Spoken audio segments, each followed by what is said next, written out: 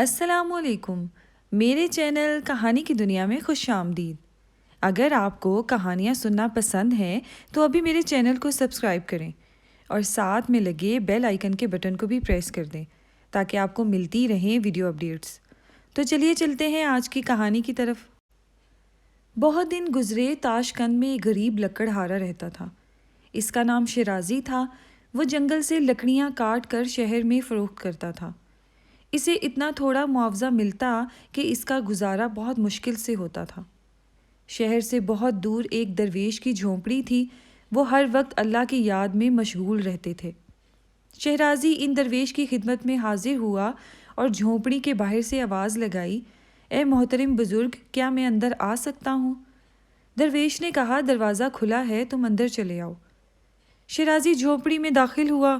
اس نے ادب سے درویش بابا کو سلام کیا اور بولا، بابا جی، میں ایک غریب لکڑہارا ہوں، اللہ کے واسطے میری کچھ مدد کیجیے۔ درویش نے کہا، کل ہی شہر کے قاضی نے مجھے 1000 اشرفیوں کی تھیلی بھیجی ہے۔ یہ سن کر شیرازی کی آنکھیں خوشی سے چمکنے لگی۔ درویش نے کہا، بیٹا، میں مفت میں اشرفیاں نہیں بانٹتا کرتا، تم مجھے اپنی کوئی چیز دے دو اور اشرفیوں کی تھیلی لے لو۔ شیرازی بولا، میرے پاس آپ کو دینے کے لیے ہے ہی کیا، ایک کلہاڑی اور ایک جھونپڑی۔ درویش نے کہا، یہ دنیاوی مال و اسباب میرے لیے بیکار ہیں، تم کوئی ایسی چیز دو جو تمہاری اپنی ہو، مثلا تمہاری دیکھنے کی قوت۔ یہ کہہ کر درویش نے اپنا ہاتھ شیرازی کی آنکھوں پر رکھ کر ہٹایا۔ اس کے ساتھ ہی شیرازی کی بینائی جاتی رہی۔ شیرازی گھبرا کر بولا، بابا جی، آپ نے تو میری دنیا ہی اندھیری کر دی، اب میں قدم قدم پر ٹھوکریں کھاؤں گا، راستے میں کسی گھڑے میں گر جاؤں گا یا کسی چیز سے ٹکرا کر زخمی ہو جاؤں گا، اللہ کے واسطے میری بینائی مجھے واپس کر دیجیے۔ درویش نے اپنا ہاتھ شیرازی کی آنکھوں پر رکھا اور اس کی بینائی واپس آ گئی۔ شیرازی نے کہا، آپ میری کوئی اور چیز لے لیں۔ درویش بابا نے کہا، رنگوں کی شناخت لے لوں؟ شیرازی خوش ہو کر بولا، جی ہاں، آپ مجھ سے رنگوں کی شناخت لے لیجیے۔ درویش نے اس کی آنکھوں سے ایک رنگین جھلی نکال کر شیشی میں بند کر دی۔ ابھی کچھ ہی دن گزرے تھے کہ شیرازی پھر درویش کے دروازے پر دستک دے رہا تھا۔ درویش نے کہا، دروازہ کھلا ہے، میرے بچے، تم اندر آ جاؤ۔ شیرازی نے کہا، میں اپنی زندگی سے بیزار ہو گیا ہوں۔ رنگوں کی شناخت ختم ہونے سے سب رنگ سفید یا سیاہ نظر آتے ہیں۔ آسمان کی نیلا پن، زمین کا مٹیا رنگ اور درختوں کی ہریالی، گھاس کا سبزہ اور پھولوں کی رنگینی سب ہی جاتی رہی۔ کالے رنگ کا شوربہ اور دودھیا سفید روٹیاں دیکھ کر مجھے کراہت محسوس ہوتی ہے۔ کالے سیاہ رنگ کے تربوز کی کالی کاش کھاتے وقت دل متلانے لگتا ہے۔ اللہ کے واسطے میری رنگوں کی شناخت مجھے واپس کر دیجیے۔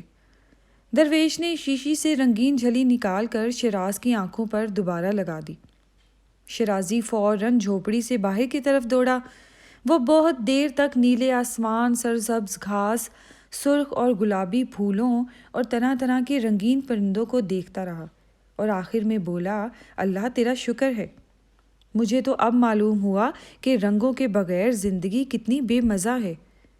درویش نے کہا، ہاں بھائی، اب بتاؤ تم اپنی کون سی صلاحیت مجھے فروخت کرو گے؟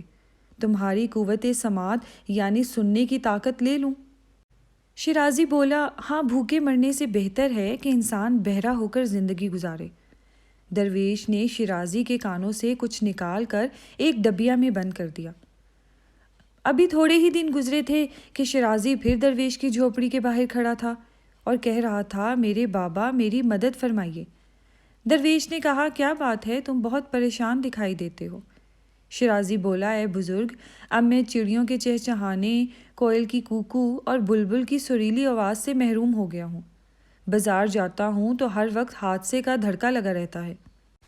کل شام میرے پیچھے ایک گھوڑا آ رہا تھا۔ لوگوں نے مجھے متوجہ کرنے کے لیے زور زور سے آوازیں دی، لیکن مجھے کچھ سنائی نہ دیا۔ ایک شخص نے مجھے بازو سے پکڑ کر ایک طرف کھینچ لیا اور گھوڑا میرے پاس سے گزر گیا۔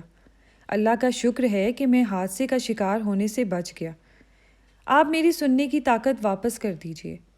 درویش نے شیرازی کو سننے کی طاقت واپس کر دی اور کہا، ہاں بھائی، اب تمہاری کون سی صلاحیت حاصل کروں؟ تمہاری ذائقے کی حس لے لوں؟ پھر نہ تمہیں کسی چیز کا ذائقہ محسوس ہوگا اور نہ خوشبو یا بدبو۔ شیرازی نے کہا، جی ہاں، ذائقے اور سونگھنے کی حس میرے لیے کسی کام کی نہیں ہے، یہ آپ لے لیجئے۔ درویش نے اپنی 2 انگلیاں شیرازی کے حلق میں ڈال کر کوئی شے نکال کر شیشے میں بند کر کے رکھ دیں۔ شیرازی خوشی خوشی اپنے گھر لوٹا۔ ابھی کچھ ہی دن گزرے ہوں گے کہ وہ بزرگ درویش کی جھونپڑی کے باہر کھڑا دروازہ کھٹکھٹا رہا تھا۔ درویش نے کہا، میرے بچے، دروازہ کھلا ہی ہے، تم اندر چلے آؤ۔ شیرازی بولا، میرے محترم بزرگ، میں بہت عجیب و غریب مصیبت میں پھنس گیا ہوں۔ درویش نے کہا، اللہ تمہارے حال پر رحم فرمائے۔ شیرازی نے کہا، میری قوت ذائقہ کیا گئی، زندگی بے مزہ ہو کر رہ گئی۔ دال روٹی ہو یا پراٹھا کباب، حلوہ پوری ہو یا بریانی، ہر چیز کا لطف جاتا رہا۔ پتہ ہی نہیں چلتا کہ میں زردہ پلاؤ کھا رہا ہوں یا بھوسا چبا رہا ہوں۔ پچھلے دنوں تو مرتے مرتے بچا۔ درویش نے پریشانی سے پوچھا، کیوں، کیا ہوا؟ شیرازی بولا، میں نے سڑا ہوا کھانا کھا لیا۔ ذائقہ محسوس نہ کرنے اور سونگھنے کی صلاحیت ختم ہونے کی وجہ سے میں یہ محسوس ہی نہیں کر سکا کہ کھانا خراب اور بدبودار ہو گیا ہے۔ میں شدید بیمار ہو گیا، بہت دن تک اسی حال میں پڑا رہا، تب کہیں اس قابل ہو سکا کہ آپ کے آستانے پر حاضر ہو سکوں۔ درویش نے پھر کہا، اللہ تمہارے حال پر رحم فرمائے۔ پھر بزرگ شیشی اٹھا لائے اور اس میں سے کوئی شربت شیرازی کے حلق میں انڈھیل دیا۔ اس کے ساتھ ہی شیرازی کی قوت ذائقہ بھی صحیح ہو گئی۔ درویش نے کہا، ہاں اب بتاؤ کہ میں تمہاری کون سی چیز ضبط کروں؟ حاصل لامسا، یعنی چھو کر کسی چیز کو معلوم کرنے کی صلاحیت لے لوں؟ شیرازی بولا، ہاں یہ بیکار ہے، میں خوشی سے چھونے کی حس دینے کو تیار ہوں۔ درویش نے شیرازی کے جسم پر ہاتھ پھیرا اور بولے، جب تم اپنے گھر پہنچو گے تو تمہاری چھونے کی قوت ختم ہو جائے گی۔ ابھی تھوڑے ہی دن گزرے ہوں گے کہ پھر درویش کے دروازے پر دستک دے رہا تھا۔ وہ سر سے پاؤں تک پٹیوں میں جکڑا ہوا تھا۔ درویش نے حیرانی سے اسے دیکھا اور پوچھا، یہ کیا ہوا ہے تمہیں؟ شیرازی بولا، حضور، اس بار زبردست مصیبت میں گرفتار ہو گیا ہوں۔ جب سے میں چھونے کی قوت سے محروم ہوا ہوں، مجھے یہ محسوس ہی نہیں ہوتا کہ پاؤں زمین پر رکھ دیا ہے کہ نہیں۔ اس طرح میں کئی دفعہ گرا۔ ایک بار تو زینہ اترتے وقت میں سمجھا کہ میں نے قد مچے پر اپنا پاؤں رکھ دیا ہے، حالانکہ میرا پاؤں ابھی قد مچے سے کچھ اوپر ہی تھا۔ جو ہی میں نے دوسرا پاؤں اٹھایا، میں زینے سے لڑکھڑاتا ہوا نیچے آ گرا۔ بہت دن بیمار اور زخمی پڑا رہا۔ اب کہیں اس قابل ہو سکا ہوں کہ آپ کے آستانے پر حاضری دے سکوں۔ درویش کو شیرازی کا یہ حال دیکھ کر افسوس ہوا۔ انہوں نے کہا، اللہ تمہارے حال پر رحم فرمائے۔ شیرازی پھر بولا، حضور، آپ قوت لامسا مجھے واپس کر دیجئے اور اس کے بدلے میں کوئی اور چیز لے لیجئے۔ بزرگ اور درویش نے شیرازی کے جسم پر ہاتھ پھیرا اور اس کے ساتھ ہی شیرازی کی چھونے کی حس بیدار ہو گئی۔ سیڑھیوں سے گرنے کے بعد اسے جو چوٹیں آئی تھیں، اب ان میں درد اور تکلیف ہونے لگی، اور چیخ کر بولا، اے بابا، مجھے بہت تکلیف ہو رہی ہے، لیکن اس درد میں بھی راحت ہے۔ بزرگ درویش نے کہا، اب بتاؤ کہ میں تم سے کیا چیز واپس لوں؟ تم اپنا سایہ مجھے دے ڈالو، ویسے بھی یہ فضول ہے اور تمہارے کسی کام کا نہیں۔ شیرازی خوش ہو کر بولا، جی ہاں، آپ نے درست فرمایا، یہ سایہ واقعی میرے لیے بیکار اور بے مصرف چیز ہے، آپ شوق سے میرا سایہ لے سکتے ہیں۔ درویش نے کہا، تم سورج کی طرف منہ کر کر کھڑے ہو جاؤ۔ شیرازی نے حکم کی تعمیل کی۔ درویش نے ایک تیز دھار والا خنجر نکالا اور ایڑی کے پاس سے یہ سایہ کاٹ کر جسم سے علیحدہ کر دیا۔ پھر انہوں نے سائے کو کپڑے کی طرح لپیٹ کر الماری میں رکھ دیا۔ شیرازی خوشی خوشی اپنے گھر روانہ ہوا۔ راستے میں کچھ لڑکے ملے۔ اتفاق سے ایک لڑکے کی نظر اس پر پڑی تو وہ چیخ کر بولا، ارے دیکھو، اس آدمی کا تو سایہ ہی نہیں۔ ایک بچہ سہم کر بولا، میں نے سنا ہے کہ جن بھوتوں کا سایہ نہیں ہوتا، ضرور یہ شخص کوئی جن، بھوت یا کوئی خبیث روح ہے۔ سب بچے ڈر کر چلاتے ہوئے بھاگے۔ محلے کے کتے بھی شیرازی کو دیکھ کر بھونکنے لگے، وہ بھی اسے کوئی جن یا بھوت سمجھے ہوں گے۔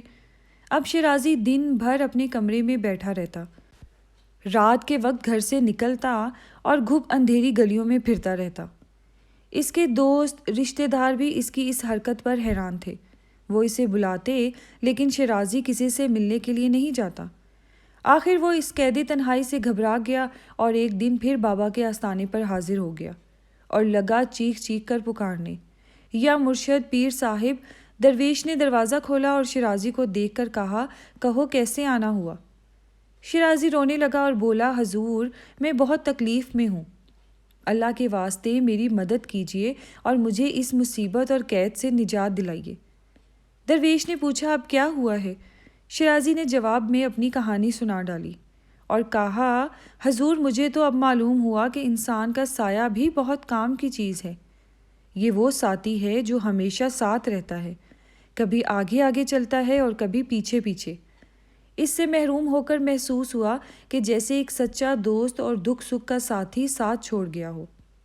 سائے کے بغیر میں اپنے آپ کو اکیلا اکیلا محسوس کرتا ہوں۔ بزرگ درویش نے کہا، دیکھو بھائی، تمہاری روز روز کی دخل اندازی سے میری عبادت میں خلل پڑتا ہے۔ اب آخری موقع تمہیں دے رہا ہوں، اس کے بعد میں تمہاری کوئی بات نہیں سنوں گا۔ یہ کہہ کر درویش بہت دیر خاموش بیٹھے کچھ سوچتے رہے، پھر بولے، تم مجھے اپنا مسام دے ڈالو۔ شیرازی خوش ہو کر بولا، جی ہاں، میرے مسام لے لیجئے، ویسے بھی یہ میرے کسی کام کے نہیں ہیں۔ درویش نے صراحی سے شیرازی کے جسم پر پانی اندھیلا اور اس کے ساتھ ہی بہت باریک باریک ذرات شیرازی کے جسم سے علیحدہ ہو کر فرش پر گر پڑے۔ درویش نے ان ذرات کو جمع کیا اور ایک بوتل میں ڈال کر الماری میں رکھ دیا۔ شیرازی خوشی خوشی اپنے گھر کی طرف چلا۔ ابھی وہ تھوڑی ہی دور گیا تھا کہ اس کے جسم گرمی سے تپنے لگا۔ گھر پہنچتے پہنچتے اس کی کھال گرمی سے جھلس گئی۔ کھال میں بے شمار باریک باریک مسام یعنی سوراخ ہوتے ہیں جن کے راستے پسینہ خارج ہوتا رہتا ہے۔ پسینہ آنے سے جسم کی جلد گیلی ہو جاتی ہے اور اس کا درجہ حرارت بڑھنے نہیں پاتا۔ مسام ختم ہونے کے بعد شیرازی کا جسم تانبے کی برتن جیسا ہو گیا۔ گرمی کے بڑھنے کے ساتھ ساتھ جسم بھی گرم ہوتا چلا جاتا۔ اپنے جسم کو ٹھنڈا رکھنے کے لیے شیرازی کو دن میں 10-15 بار نہانا پڑتا۔ وہ گیلے کپڑے پہنتا، جسم پر پانی ڈالتا رہتا، پھر بھی جسم کو سکون نہیں ملتا۔ وہ دن بھر کمرے میں لیٹا رہتا، شام کے وقت گھر سے نکلتا۔ شیرازی جلد ہی اپنی اس حالت سے عاجز ہو گیا۔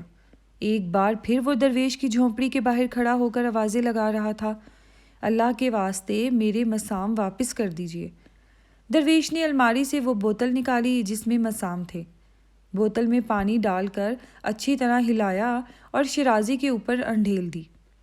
شیرازی بولا، حضور اب میں اچھی طرح سمجھ گیا ہوں کہ اللہ نے مجھے بے شمار نعمتوں سے نوازا ہے۔ ہر نعمت 1000 اشرفیوں سے زیادہ قیمتی رکھتی ہے۔